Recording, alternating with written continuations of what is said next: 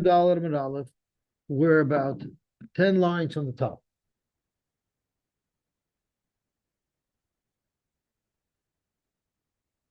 And we will start just a minute. Boom. Okay. Aledi.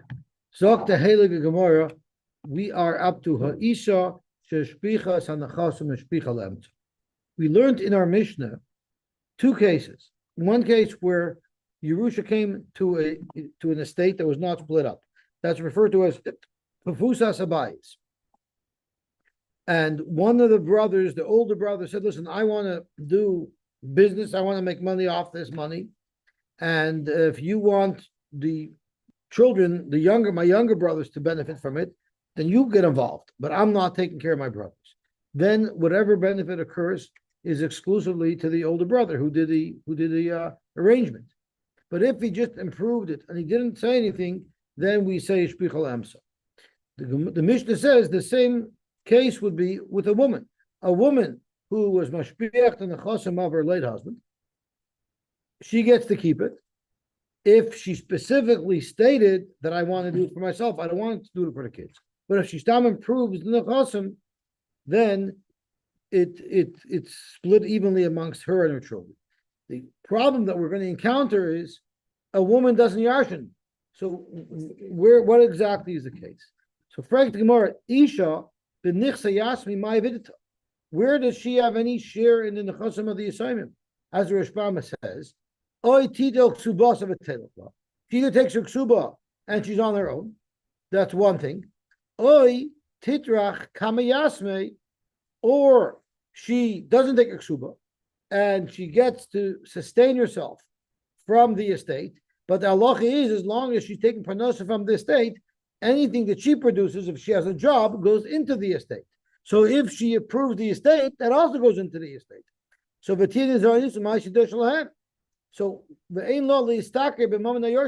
is it possible ever that she should be able to make money off the Mammon Yorshim, even if she says she's doing it for herself? They're not her assets. She has nothing to do with that.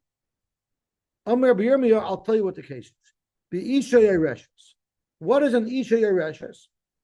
Zok the Rashbam, Kigoyin, Shanasa Ruvain, Bas Shimon Ochiv, and we're going to look in the Bach, who elaborates on it.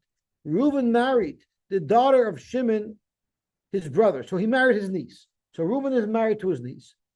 Umeis Yaakov Avihim. And now Yaakov died. So it turns out that Shimon only had this daughter. So this daughter is now going to Yarshin, her father's portion, Shimon's portion, that came from Yaakov. Her Yosoimim, her husband's children and her children, are also Yarshining from Yaakov through their father. So now she is on equal footing with her children as a Yerush. So let's see the Rashbam weiter. True, but it's still the estate of Yaakov. It's the Tfusas Abayis of Yaakov. Yeah, but whatever she, not her husband's estate, right? Whatever. So the problem is the Mishnah says her husband's estate. Yeah, that's a technical difficulty we're going to have to deal with. Very good point. Besides that, she's dealing with her Yerusha, and they have their Yerusha. It's Tfusas Habayis, so they didn't split it up yet. So it's all one big estate.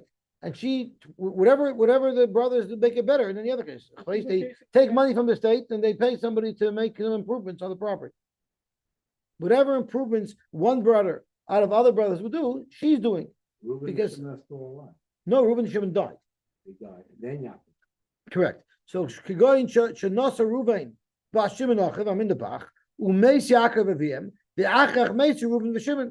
No, they could have died. It doesn't matter who died first. But at the end of the day, she's now equally sharing in an estate with her children.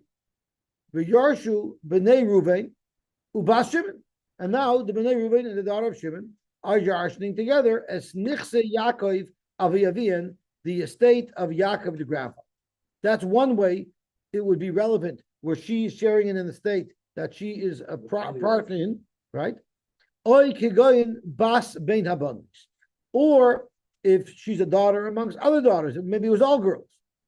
Oy Bas Haben Bein Habanim. Or she's the granddaughter and her father was a son. Either way, she's now sharing equally in an estate, and the question she wants to approve that estate. Kedinachin. Oy, Shomer Baila. Another option is her husband could have told her, Titail ishti ka'achad min habanim. I want my daughter to have an equal share as if she was one of the children. So then, in all these cases, if Pirsha, if she said, I want to do it only on my behalf and I don't want to help them, she gets to keep it.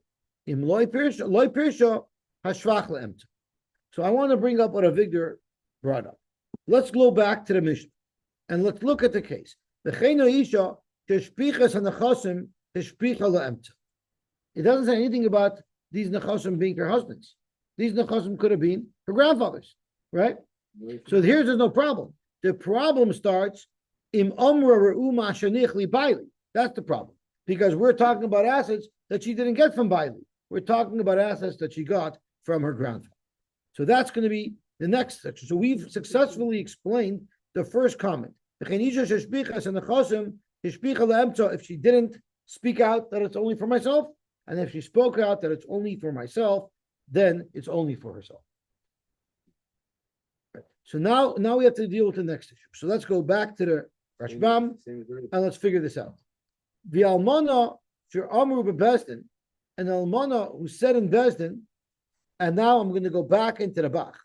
Near a beer, kloimar the sefer the tani im amru loy kaya isha yereshes. It can't be referring to the first case when it talks about the woman Yashnik.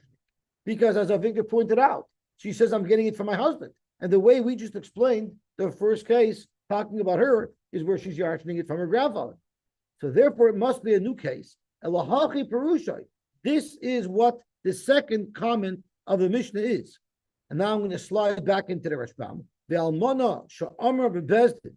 If an Almana said in Bezdin, Re'uma shanich li baili. Look at what my husband left me.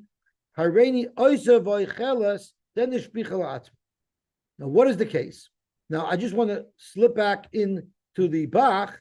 The loikein, if you're going to say it's the same case as the first case where she's yarshening it from her grandfather, my haidika amar re'uma shanich li baili. What does she mean? Look at what my husband left me. My husband didn't leave it to me. My father, Shimon, left it to me. So therefore, and this is one that Tosfos is cautious. So therefore, the Rashbam is going to learn the second case is a different case. So now let's see the Rashbam inside.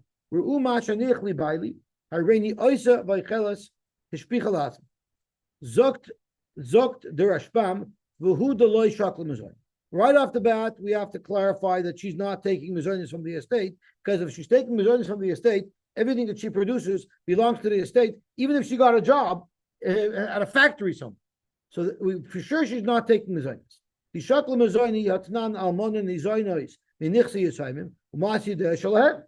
that wouldn't be relevant. So what would be the case? Hilchach, the case would have been Isha Shemeis Baila, a woman who Rachman L'Tzlan lost her husband.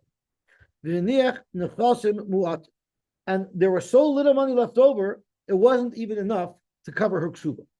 So what would happen in such a case? She would get all the money, but she doesn't just get all the money. There has to be a process. There's a what's it called when there's a probate process to award her the ksuba, and Bezdin has to get involved, and Bezdin has to make her swear that her husband never paid her off the ksuba, and then they give it to her.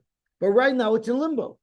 But it's all going to come to her because there's simply not enough money to cover her ksuba. So there's for sure nothing left for the Yosayim.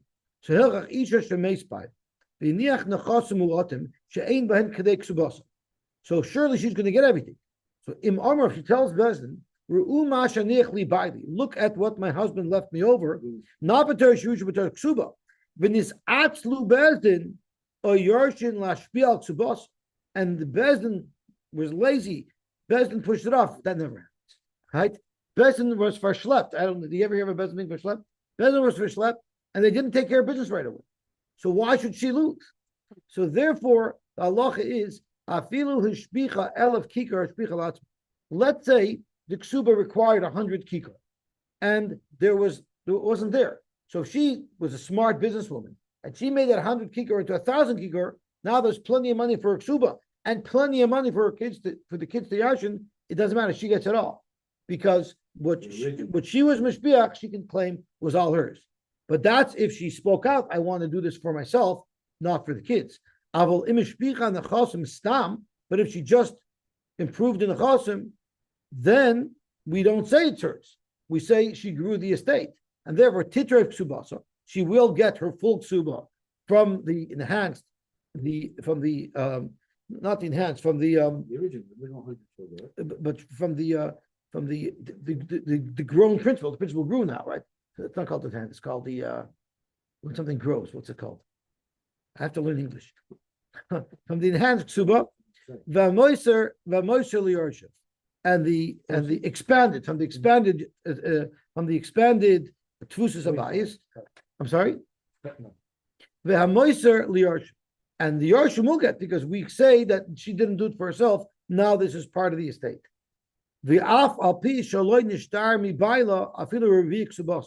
Even though when the husband died, all that was left over was a mere quarter of her ksuba money, we still say that whatever she expanded expands to the estate. But if she speaks out, it's for me, then she gets to keep it.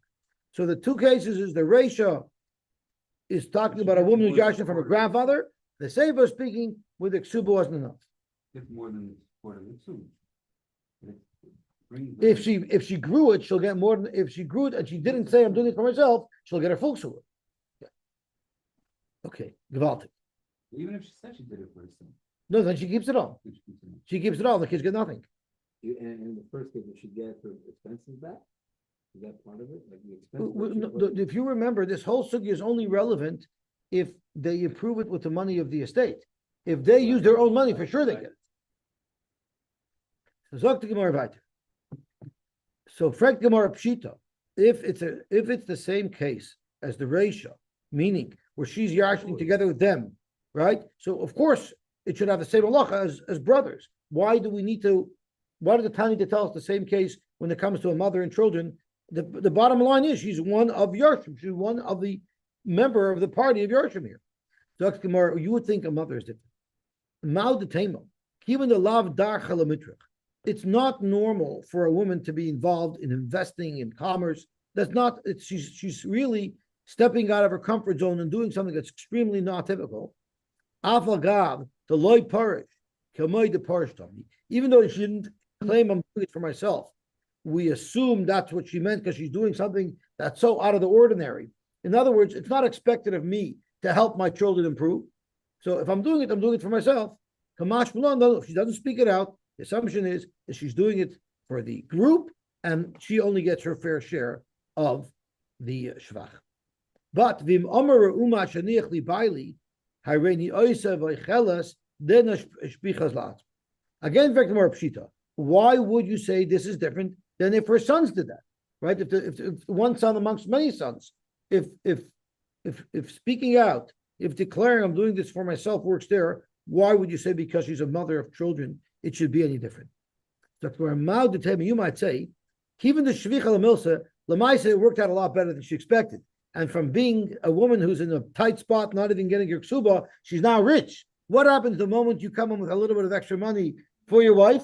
You bring home the money on Tuesday and she already spent it Monday because she already anticipated that you might make more money, right? So you might say that she made this money. She thinks to herself, the Amri Katarcha Kamayasme Achula Achla, maybe even though she said I'm doing it for myself, but once she made it big, now she'll be generous and she will give up what she said, and now she really does want her children to benefit equally. Kamash Malon that I'm the boss. Yeah, I'll help you out, but the cash is mine. It's in my account. I don't mind writing you out a check from time to time, but the money's staying in my account. Also, it's hard to say that she worked at the estate in order to get at least a ksuba. But here we're getting everything. And then everything over the ksuba would go to. So Moshe Weinberg asked, I don't understand. She said beferish. This is for me. Why would you change what you said? She said it's for me. Mama takes care of her children. I understand, but she should have spoken it out. Once a person says something, it's official.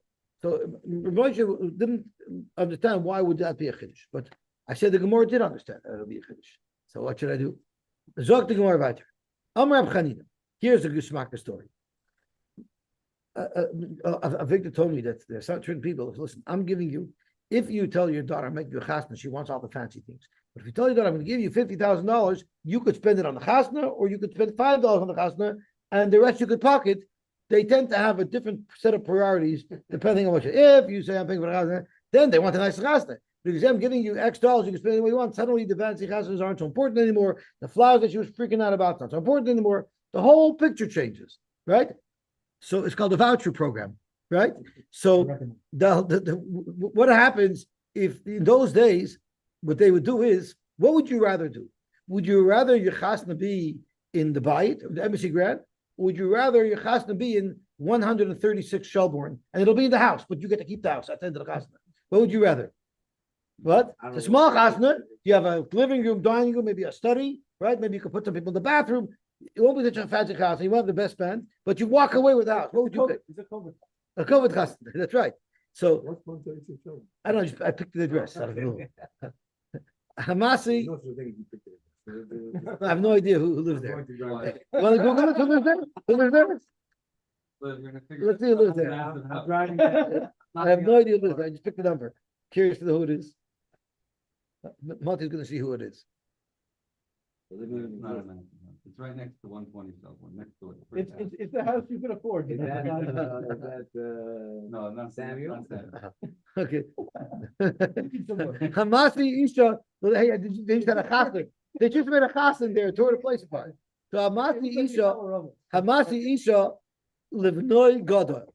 So what if someone marries his Another bonus. son off and he makes the wedding with bias in a home, and the Rashbam speaks out, Avad speaking where the father happened to have his own house. He made it in his own house. He has no intention of giving away his own home. It's talking about when it's a house that he doesn't live in. Kanoi, the son gets the house. That's his house. Now he's going to live in.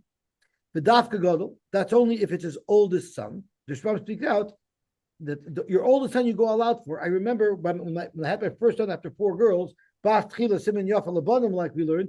I was so excited. I went all out by the bris. It was unbelievable.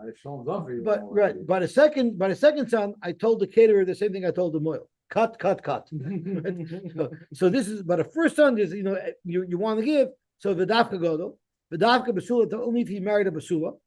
V'davka ishta rishonya. That's only if it's his first wife and it's not a second or third or fourth marriage. It's not like the Satmar Rebbe calls it kol mekadosh shvi, right? V'davka shehisiyai rishon. And Davka that if his oldest son got married first. So if you have all these conditions, then he gets the house. Okay. Zoktamar Pshita Yichad loy of by his family. What if the house that they made the chasen in, which is now going to go to the son, is a duplex? Does he also mean to give the duplex, or is he only giving him the house to live? So the loch is by his kana aliyah lekana. The father is generous, he's giving him a house. He's not giving him a house and a property investment. By his vachsatra. What if there's a house with like a porch, a veranda that goes into it, so that's more connected to the house? Maybe that would be included. Now, what would be the law? If you say it is included, what if it was shnei bottom zelef nimizeh? There was one house that you got through to the other house. They're more connected, but they're still 2 separate houses. Would that be included as well? Now, zaktamor take. So there's a shaila. What would be included with the father's giving his son so generously a house? Major effect of Gemara Kasha. You, Rab Chayin, is saying that when a father marries off a son, he's giving him the house. We have a brisa that seems to say otherwise. Yichad loy aviv bayis, uklei bayis. What if they made chasna in the house? And there was a lot of kalim in the house. There was a snow blower and pots and pans and other kalim that are in the house. You know what the son gets? The booby price. Klei bayis kon. He gets the kalim of the bayis. But bayis leikon, he doesn't get the house. So how could you say, Rab Chayin, that he gets the house? You see here, he doesn't get the house. So Rabbi Weinberg asked, I think there's a million different reasons why the bride's going to be speaking where he doesn't have a second out. The bride's going to be speaking, it's not the first son. The guy's going to be speaking. So Rabbi Weinberg asked that there's so many different teruts in the discussion. I talk here. I don't know why they're going to that. Maybe the Gemara thought that would be a doich because Rabbi Yirmiyah said an upshot. Rabbi Yirmiyah the father happened to have storage. He was storing stuff in the house. So the fact that he's maintaining a presence in the house, because Rosh Hashanah speaks out earlier, the house that if he makes chasna in the house, the son's getting it, that's speaking where he cleared all of his stuff out. So if he cleared his stuff out of it, he's sort of indicating that he wants to give it over. But if he still has stuff in the house, that clearly shows he has no intention of giving it over. Nardoi Amri, the people from Nardo said, Afilu Shuvcha Diyoni, even if he didn't store his stuff there, but he had a coop for doves, if he had that in the house, even that would indicate that he wants to keep it. Rabbi Yehuda or Rav Papi Amri, afilu atzisa the harsna. Even if he had a pot that had some fried fish in it, that would also indicate a presence that he wants to stay there. Marzutra, Anseve Lebre, Marzutra married off his son, and he wanted to make sure that his son won't think he's getting the house. The Tole Sandala, he hung his shoes there. So that was also enough of a simon that I'm not giving you my house. Rabbi Ashi, Anseve Lebre, Rabbi Ashi married off his son. The Tole Ashisha Damashkar, he left a kos of oil to show that I want the house. Abba Marzutra, Hani Tlasamili, these three halachas, one of them is the one we just learned. Shavinu Rabbanan Kehilchas Obeloi time. Really, there's no compelling reason for these halachas, yet the Rabbanan made it like a halacha l'Moshe Messinai. And the Likutei Rashi explains, Kehilchas Obeloi time, Ke'ilu Kibla Moshe halacha Messinai. It's mamish like a halacha l'Moshe Messinai. She'ain tzarich halacha isbatam. They don't have to give a reason on the halacha l'Moshe Messinai. Kehilchas Obeloi time. The different nevuah, like different nevuah, that they decided without any really compelling reason to do these three things, one of which we just learned. So what are the three things? Chada is this one that the father is giving his apartment. Idach, the Amar Rabbi Yehuda Amar Shmuel, we learned this a couple of blot ago. Hakosef called Nechasim leishtoi. If someone writes a star matana that he's giving over olive and Nechasim to his wife, he didn't really mean to give it. It doesn't mean that he's giving it. Also, Ella Patrupa, he's only making her the power of attorney, the executor of the estate, because he wants his children to respect his wife after he dies. And Idach, the third one, was the Amarav. Rav said, Mana li biyotcha. What if you have Reuven, Shimon, and Levi standing there? And Reuven tells Shimon, you know, you have my gold watch in your safe. I gave it to you as a pekadon. I don't want you to give me that gold watch. You can give it to Levi. I'm giving it to Levi. No kinyan was made. We're just standing here, and I'm instructing you to give it to Levi. If they're all three standing there, kana. That's a magical kinyan. There is no such kinyan that justifies such a thing. So Tosfos says, even though we don't have a compelling reason why these should work, because there's no kinyan here, but they didn't just do it for nothing. There was a reason for it.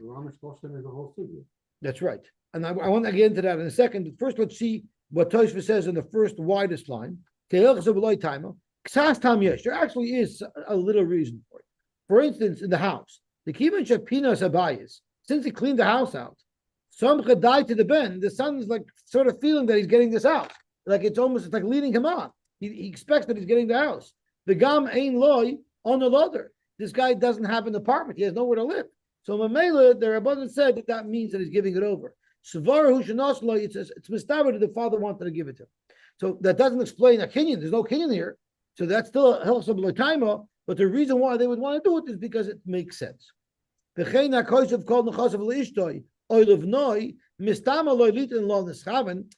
he didn't really want to give her everything. He didn't want to cut his children out.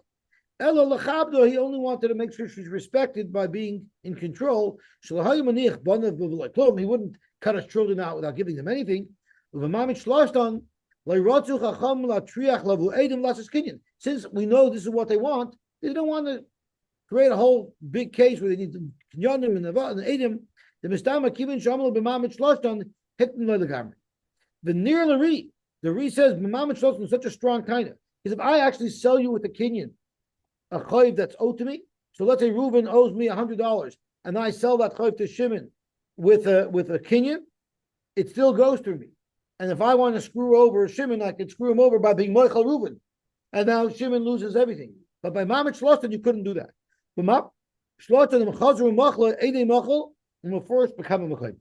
So here's my situation that I don't understand about Mamit Shloshton.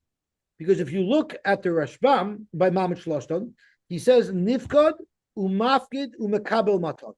So that's why I touch this as Reuven, who had a watch by Shimon. But from Tosfos, you clearly see Mochel. I assume there's a Techoiv. I assume Tosfos is talking about a case where Shimon owed Reuven $100,000, and B'mamish Shloshton, Reuven told Shimon, give it to Levi. There, if he's Mochel the Choiv, it's not Mochel.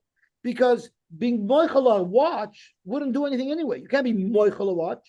If I'm Mochel a watch that that doesn't absolve you of anything. It's my watch. It's technically my watch. I can't be moichel.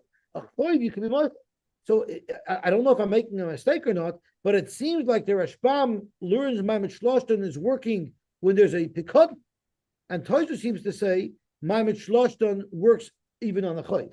Maybe it works for both. I don't know, but they're definitely talking about two different things. When it comes to something, there's an element of an obligation on not the mafia. Yeah, but I still can't transfer ownership by being moichel. I'm Michael, you returning the watch to me. That doesn't do doesn't anything. work. It's my watch. No. Remember we learned. Throwing it out there. Remember we learned a bachor could refuse a matana, but if you yashin something, the only way to get rid of it is either through being mafgrid or being maknit. But being moichel is not an option. Okay. The wrong one. Yeah. Okay. Let's turn on to Amud Beit. Before we do Amud Beit, I just want to point out that today was the yard of the Chazon Ish. There's the Chazon Ish. The Chazon Ish was an Adam Kadosh. He enlightened Klal many halachas, especially in Zroyim. But the interesting thing about him is he never held any formal position. He was always an independent. He was like the God Ladar, and he never actually had a position. He wasn't a Rashiva, he wasn't a Makachir, he was just a regular Yid. So there's a famous story about him. Yeah, He must have had a little bit of a sense of humor. He had a right? The The Koil Chazon Ish. I don't know if he opened up that Koil or if they just call it after him. Anyway, so I have one time on him. Why did he move to Bnei Brak? It's such a miserable city. It's so hot. He could have moved to Eilat. He could have moved to a comfortable city. But because of him, I remember the first time I went in the summer to Bnei Brak, I never experienced this heat and humidity. I was never so uncomfortable my entire life. Chazon Ish, why did you have to move here for? Couldn't you find a better place? He used to live on the roof and with his talus over his head. Because it was too cold for him. Because he don't want to fly. And somebody asked him, "You feel the edge the post So there's a famous story of the Chazon Ish where after the war, Nebuch, there's so many Shiver Kalim, and right after the war, maybe it's still there, but there was a Ger Shtibel in Tel Aviv. And there was a Ger Chusit who davened there, he lost his whole family in the war, and he remarried. They're very typical Tzavarach and a Yid, and he had a child. I don't even know, he had a child. He was very excited. Finally, he's rebuilding a little bit, and he's in the hospital, and he doesn't know, where am I going to find a moil in Tel Aviv? There's nobody around in those days. Where am I going to find a moil? So there was a moil, a Litvish moil, who was trying to drum up business. So where do you drum up business? If you own a tire shop, you throw nails on the road outside your shop. If you're a moil, you hang out in the maternity wards. So he walked through the maternity ward. Oh, you had a baby, Mazel Tov. I pooped him here. I'm a moil. I can give you a bris. So he's so excited. He got a moil. He was delighted that everything's fitting into place. He comes back to the Bismerish Mechamarev and he told his friends, "Oh, you have a moil. Ultimate did it." He said, "Who's that a moil? I'm not a little bit. Who's a goy? Es was not goy. So mal and danzin." And he was mamish Osman. She didn't know what to do, and he was like so torn in turmoil. That he tell me, "No, it's very." He was totally confused. So he's speaking. There was an old man in the shoulder. He said, "Ich habe gita eitze." In Bnei Brak, geheet, as do a große Rebbe in Bnei Brak. Kim, ich will dich terug and I'll take you to meet this bigger Rebbe in Bnei Brak, and we'll ask this Rebbe what you should do. So he takes him to the Chazon Ish, and the Chazon Ish hears the whole story, and he says, "You know what? There's a big problem.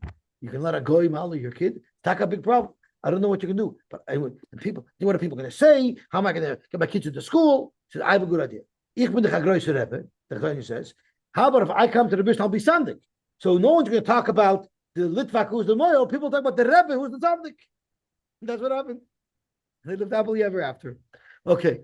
So you see the Chazon Ish had a sense of humor too. So what's the Kim Kavan? Now let's work on that. This Weisach. And then the Chiyuv is a Gemara. So and tonight is the yard site of Reb Shach Zatzal, and it's also the yard site of Reb Shlomo Kalba. So I have three stories that I want to share about Reb Shach. One is a Bedidi Hava Uvda. It happened with me personally, where I almost killed Reb Shach. But it was a suicide bomber. I would have been killed in the same event. And the other story is some stories that they could have happened. I don't know if they're true, but they're good stories. So good stories don't have to be true. When I was in the mirror, the American Bacham used to wear deodorant, and the Israeli Bacham wore odorant, or that's what it smelled like. Because even after they took a shower, they still smell. So they must have used odorant. And what happened is in Ponovich, the Israeli Bacham went to complain to Reb Shach that the American Bacham are being overly silbush. They're wearing perfume in Alado. So Reb Shach called in the American Bach and asked, what is this that you're wearing? So they explained it to the audience so people shouldn't smell. So I was like, bring it rein, was beken rein, bring it rein. So that's one story I heard. I don't know if it's true. I wasn't there, just myself, but it's a good story. The other story is a story about a group of BJJ girls decided to make an appointment with Reb Shach because they wanted a schmooze and learning with him. They wanted because they become a chum. So they come in there. Reb Shach takes them in very nicely. He's very warm to them, and they ask him a shayla. So Reb Shach goes and puts out a very nice plate of cake. They make a bracha, and he says, "Do you know how to make such a cake?" He said, "No." He said, "I'll tell you what. You figure out how to make that cake, and I'll come and answer all your questions." Again, if it's true, I don't know. But it's a good story. My story with Reb Shach is, that time when I went to the Brak and I asked the Chazon why you decided to settle there. So with that Shabbos, in most Litvish yeshivas, right before Meir of Shabbos, they have a Musar Seder, right? So I was in Panovich, and I went to the Musar Seder, and I thought to myself, there, You learned in Panovich? no. So there, they have busy killing Muslims. they have a generator. I'll get to that story soon. They have a generator. What Avigdor meant that I was killing Nosson Finkel was because I think I might be somewhat responsible for his Parkinson's. Because I sat right behind him for a full Zman, and sometimes you get up and your tether flies forward and hits the guy in the head. So I must have done that like 100 times to Rav Nosson Tzvi. And I can tell you one thing, Rav Nosson Tzvi does not know who sat behind him. He never once turned around, even though I zapped him in the head with my tether. He never turned around. There's a famous story with Rebbe Yishvei. He was not wearing his kapatos. He was wearing a regular black pair of pants and white shirt, and he went to drink from the fountain. And someone came over to him and thought he was a buck. He gave him a flick. So rebellion, normally your instinct is to turn around. So you did it. Bill said, "Please go away. I don't want to see who did it." If it would have been me, you would have said, "Simon, please go away. I don't want to see that you did it." So anyway, so it was their generator runs out towards the end of Shabbos. So it's pitch black. You mamish cannot see an inch in front of you. So I figured, what a plan. I'll feel my way up to the Shach Stender, and I'll literally lean on the Stender. I'll be an inch from his face, and I'll be able to hear him learning Musar. I thought, what an opportunity. When I went to Israel, I was on a mission to gather as many chavayot, as many experiences as possible. So I did a lot of crazy things. But my story with the Pine Brim. But I went, I'm leaning there, but nobody told me to turn the lights on before my I figured it's Shabbos. After Shabbos, anyway, I'm literally an inch from his face, and all of a sudden the lights fly on. And you're disoriented because your eyes aren't used to it. And he sees his big fat face right in his. He jumped back, and I jumped back. I don't even remember what he was learning because that shocked everything out of me. That was my story from Shach. Okay, Doyle doesn't know this, but Reb Shach, used to teach in Lubavitch. Did you know that? Reb Shach used to be a Magachir in Lubavitch, and he got fired. Just saying. Nicht necessarily. Could be, but it was in Lubavitch. Okay, Zok the Heilige Mishnah weiter. I believe it was in the yeshiva in Lod. Back before he went to Panovich. Do you know why he got fired? I don't know. Chabad says that story a little bit different. That he was applied for the job and didn't get it. I think it doesn't matter. I don't want to say what Chabad says because I don't think it's true either. So the story what you said about the yarmulke, right? Akiva, if I wanted the truth, I would have never asked you. Right. I know. Leitzonei Ador. It's this week's parsha. I know. Okay. Zok the Heilige Gemara. I'll tell you. And when he went, he got into Panovich. He wasn't there to Shia. It was a Dmus. He was a young man sitting in his marriage. That's it. Achin Hashutfin Shenofal Echad Mehen Lumnus. The Chamun Lotzon Hashit gegangen them in a job. No, that's how it means. Brothers that were meaning there were brothers who were shutfim in an estate, and one of them was called to umnus. Now, the Gemara is going to explain there were some very lucrative opportunities that were given out by the king. Amongst them was tax collection, and they would be very lucrative to the person who received that appointment. But the way the appointments were done, it was done by household. So every household would have an opportunity for a month to be the tax collector or some other job that was very lucrative.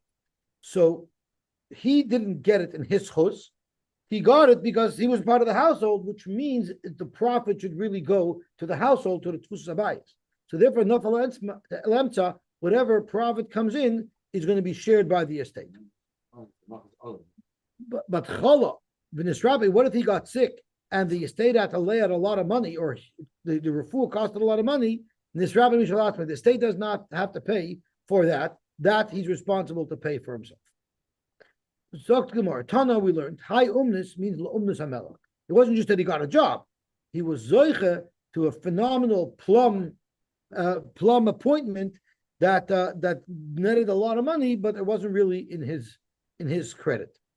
Tana Rabban, echad min ha'achan sheminu gabai, he became a gabai, oifel mustus, which the Rashbam teaches as either an officer or a mercenary, but whatever the case is, it brought in good money. Well, it says loichem milchamos. That's the shaiter. But loichem milchamos is a mercenary. He's a soldier. Why can't he be a soldier? Because that's so not exciting. Mercenary, somebody's you hire. Mercenary to paid soldier. Right. We know he's getting Soldier paid. for hire. Im machmas ha'achin, if the reason why he got appointed is because of the household, then lachin, then the profit goes to the achin. Im machmas atzmai, but if they picked him because he was particularly skilled, so then la'atzmai. Frank Gemara, im machmas la'achin, im machmas achin lachin pshita. Of course, why would you think otherwise? Doing the work. It's one of these positions like a Trudeau cabinet pick, where there's not much work happening, but there's a lot of money coming. That's more like Shricha, the Char of Fei. It happened to be that this particular son was sharper than the rest of them. So you might say that even though normally the appointments were given up by household, maybe Punk, this guy got it because he was a sharp guy. Kamash Fulon, Zanish Kangreis a Knacker, you got it because you're in the household, and therefore this is a shared benefit. You got a yichus. Tanarabban. Echad min ha'achin shenotal masayim zuz l'lmei Torah. But one of the brothers said, you know what? I don't want to stay here with the family. I'm going to yeshiva, and I'm going to take money from the estate to support me. Just the same way I have a right to live off the estate while I'm home, I have a right to take the money and live off the estate in a remote area.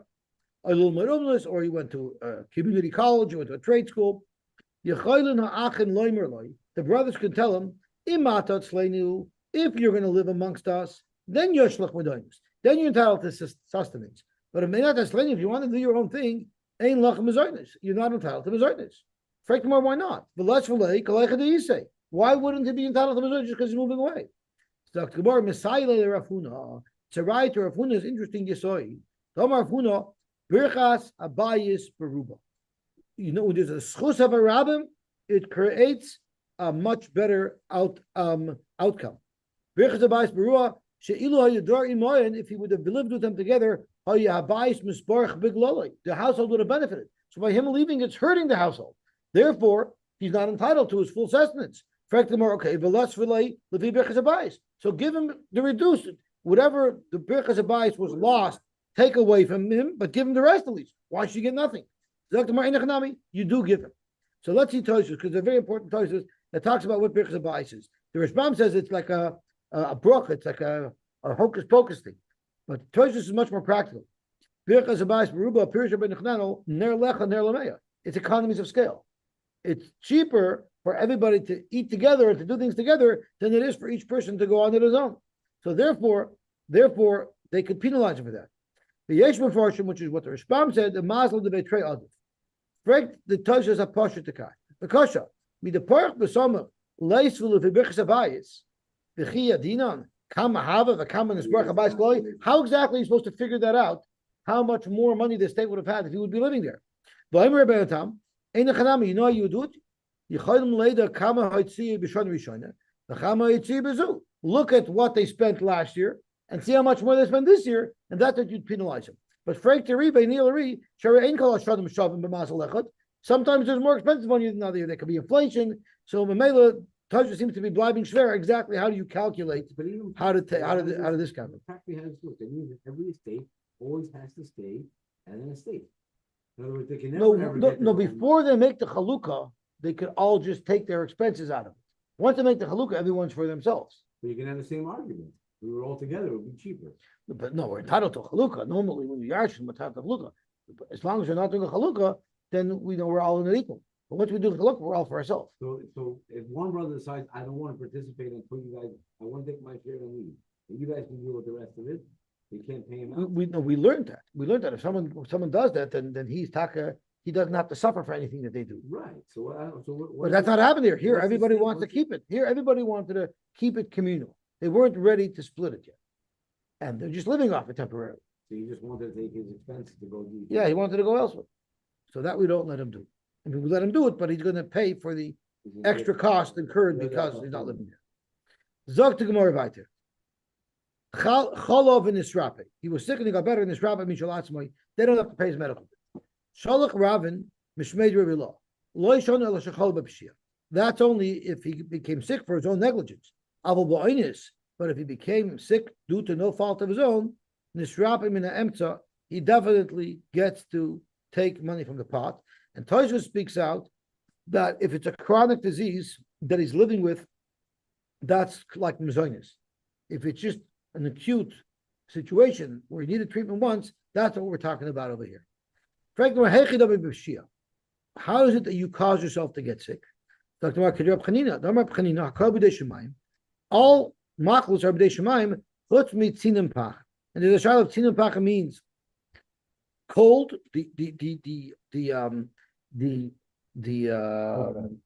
the stumble stone of cold, meaning what it can cause. But those who tzinim pachim means tzinim is cold and pachim could mean heat. Shenemar tzinim pachim, if you're going to trip on the stumble stone of cold, only b'derech kish. That only happens to someone who's a kruma. You know why? Because he could have been careful and he could have worn a coat. He could have got himself a Canada Goose coat and he wouldn't have gotten cold. Someone who is going to watch himself will stay far away from that. So Tosfos has some interesting comments on this. I'm sorry? My wife always wants to leave the window open a crack. That's The cold blows on my head. Even the heat, that's why we have Yosy make the so let's see what it says. Let's see what it says over here. I'm looking at the second Tosfos. The Hainu Kor v'choim. So Tosfos learns it's hot and cold. The problem is, look what the Gemara says in Perek HaMakabel Bavritzia. It says, "V'hezer Hashem mimcha kol cholim." Hashem, meaning b'dei shemayim, Hashem will take away sickness from you. Zutzina, that's cold. The problem is, didn't we just say that it's not b'dei shemayim? It's b'dei adam. Zok Gemara hachi perushai. Sheyitin lach das lishmar minatzina litin lach begi lilbosh. V'hezer Hashem mimcha kol cholim means Hashem is going to give you a little brains, so you should chap that you need to dress warm when it's cold, and you'll have the money to be able to buy that Canada Goose coat. Uvishalmi Omer, this is an interesting story. Vishalmi Omer Antoninus he once had to go on a journey. Amalei Rebbe, he told Rebbe, do me a favor, Sali alai, daven for me. Amalei, so Rebbe davened, Yeirava ditishtaziv mitzinosa, you should be protected from cold. Amalei, that's what you call a bracha. Imagine, that's what you call a bracha. Da tzalusa, bitmiya, this is what you call a tefillah. Yater chat kasu, b'tzan zazla. I'll put on an extra sweater, and the cold goes away. You can't daven for me for that. Amalei, so Rabbi said, okay, you got me there. I'll daven for you about something else. Amalei yerava de tishtazim in shrava. You should be saved from the heat. Amalei, how about it's lusa? That's a good tefillah. There's only so much you can take off. That's right. Okay, gewaltig. Zog to Gemara weiter. Zog to Heilige Mishnah. In the olden days, it was very interesting. If you go to someone's chasna and you party with him for the chasna, for Shebrach, and you leave a nice gift, he is mechuyev to pay you back, and you can actually collect from him in Bezdin to pay you back. Is that interesting? So if someone comes to your chasna, if you no, for the gift. So let's say I go to your chasna and I give you $1,000 gift. Then when I make chasna, I can actually take you to the Torah to force you to give me $1,000 gift. Do you imagine? Man, if I would know this, I would have refused a lot of gifts that I got. Okay, so Achen should also make sasan shusvidas. What happened was the father, the uncle. Did I ever tell you about Uncle Buruch's son Gershon? Never. So Uncle Buruch made chasna for his son Gershon. I'll tell you about him a different time.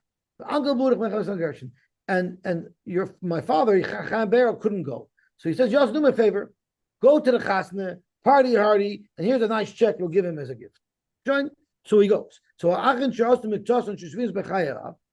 when he gets married, and then they're going to collect back,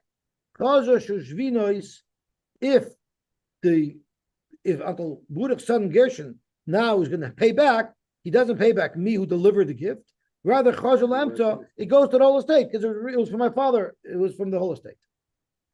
Shashashvinis nigvis bevest. We don't say it's like a new thing that came, and therefore it's a gift to me. So why should I share it? Rather, since it's owed to the estate, we consider it like it belongs to the estate. Avo hashalech lechaverei kade yayin the kade shemen, then ein nigivin bebest. If you send somebody a gift, you can't demand that he should give you a gift back. If nation gemilut chesadu. How do you touch this penis? What does that mean? It's the Rashbam touches it. It's like a wedding gift, but it's more. Sheshalach ha'ab es echad mibanov l'smoyach emachason u'biyadoi doiroinos. More than Hashem was the Shushvin for Adam Arishon when he got married. Best man. So the story with Uncle Baruch San Gershon is, I once was schlepped by a friend of mine to what we call a meis mitzvah chassan. In other words, it was a second marriage of an older guy, and no one was going to the wedding, and he needed people to come dance. So my friend, remember Ari Said? Ari Said schlepped me to this chasna. I remember it was in the terrace in the park. It was like only half of the hall they used, a small wedding. And I was in New York for a chasna anyway. So he says, do me a favor, you're here anyway, come with me there. So I go there. My bad mazel is I'm dancing there.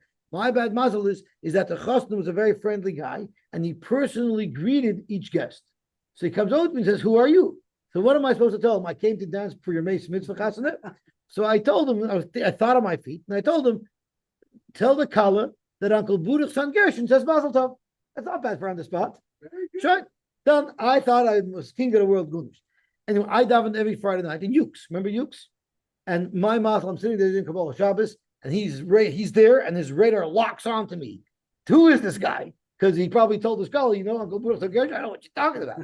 So I knew I was in trouble. So I instead of waiting till the end of davening, I ran out during Mizbah David. I don't know if Mizbah David, but Litfox. I ran out during Kaddish Shalom. I ran out because I was afraid he'd chop me. And he was waiting for me on the walkway. Who are you? So I had to tell him the truth. But man, I thought I pulled it off. So that's Uncle Baruch San Gershon. Gezak to Gemara weiter. Urimini, Frek to Gemara. You're telling me that when the Shishvinas comes back, it goes. That's 100% the true story. I'll tell you, it was Reinman. I'll even know who it was. It was Reinman. Remember Reinman used to live on 7th Street, and he's a balabas. He used to learn. He had to do a sob, and he used to learn in Beis Elio. Remember him? So it's his brother. It was his sister. Urimini. Sholach le'aviv tushbinos. Did she really have an Uncle Baruch but no son Gershon? Or was it I wanted to get out of that situation as quickly as possible. I didn't probe. That's the guy. No, you. Board on him. That's not a nudnik. I'm the guy who does the inquiry. Okay. Urimini. Sholach le'aviv tushbinos. Our Mishnah said when the Shishbinas comes back, it goes to the estate. The Brisa says not like that. The Brisa says kishu chazeres loy. It goes back to the son that delivered it. So it's a stira. Nishtalcha la'aviv Shishbinas.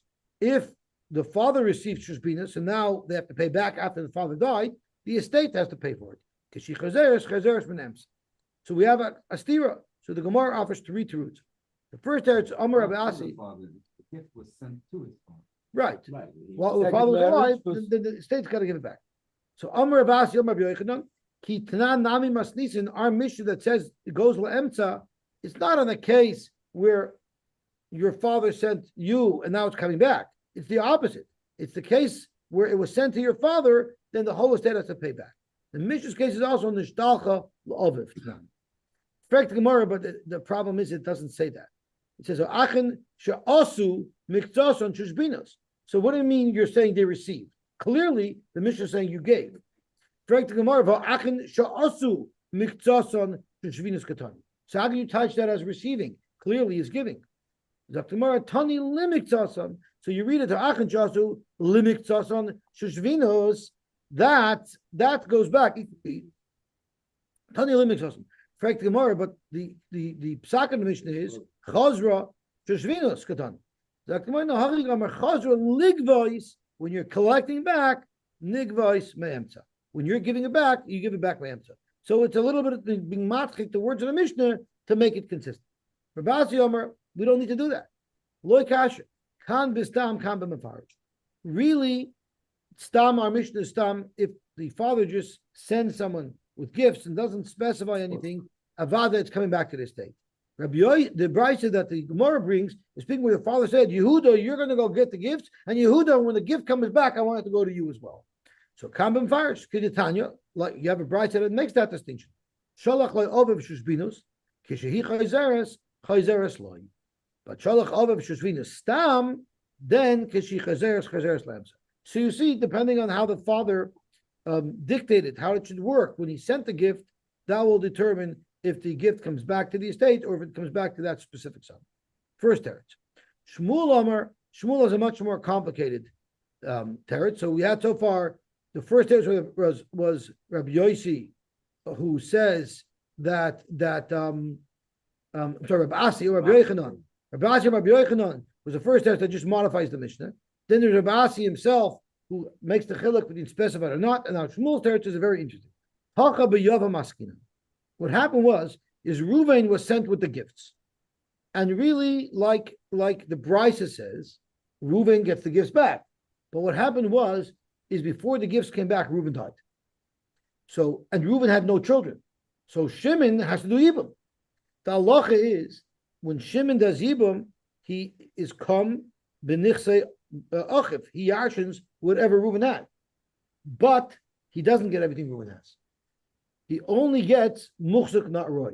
Meaning, let's say someone does Yibum, and his brother was owed $100,000 from a third party, and that money comes in after he did Yibum, the person who did Yibum doesn't get the money. It gets split evenly amongst all the brothers.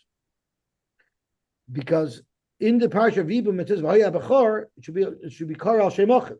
And we darshan V'haya b'chor, that even the person who did the Yibum has a status of a b'chor, l'gabe yarshnik his brother's estate, and we know a b'chor only gets pishnayim, b'muchsuk, not b'roy.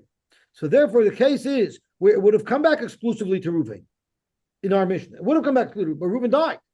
So now when it comes back, it's like a choy that's coming back. Now Shimon doesn't get it exclusively; it's going to fall to the whole estate. So it's basically a technical exception. Really goes back to the person directly, right? Like the Brisa says. But in the case where it's a Yovim involved, there it goes back to all the brothers.